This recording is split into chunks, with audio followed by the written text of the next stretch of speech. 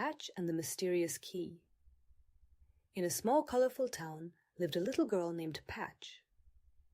Patch was 5 years old, loved adventures, and had an extraordinary imagination. One sunny day, while playing in the garden, Patch found something unusual, a rusty old key. It was so mysterious that it shimmered in the sunlight. Patch picked up the key and began to wonder what it might unlock. Could it be a key to some treasure? Or perhaps to mysterious doors? Her imagination started working at full speed. She decided that she must find the answer. Patch ran around the garden, searching for a lock that the key might fit. Finally, behind an old, overgrown gate, she found hidden doors. They were covered in moss and looked as though no one had opened them for years. Patch inserted the key into the lock and turned it. The doors creaked open, revealing a mysterious garden full of colorful flowers, strange plants, and magical creatures. Patch stepped inside and began to explore this remarkable place. Soon she noticed that the garden was full of puzzles. For instance, to cross a bridge, she had to solve a riddle involving flowers. Patch was thrilled that she managed to do it. She felt like a true heroine. However, not everything was so easy. When Patch reached the large tree at the center of the garden, she noticed various keys hanging from its branches. Each key fit a different chest, and each chest contained a new puzzle. Patch tried to open one of them, but the puzzle turned out to be more difficult than she had thought. She began to feel frustrated and angry. "Why is this so hard?" she shouted, throwing the key to the ground.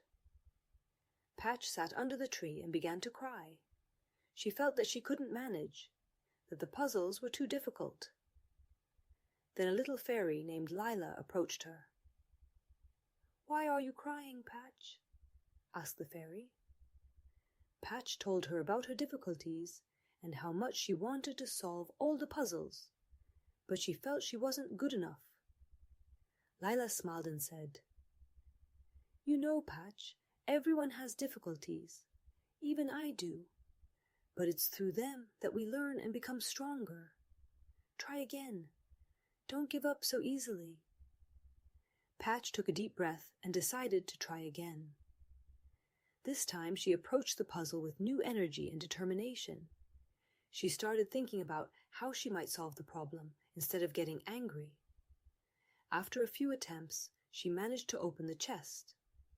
Inside, she found another key and a new puzzle.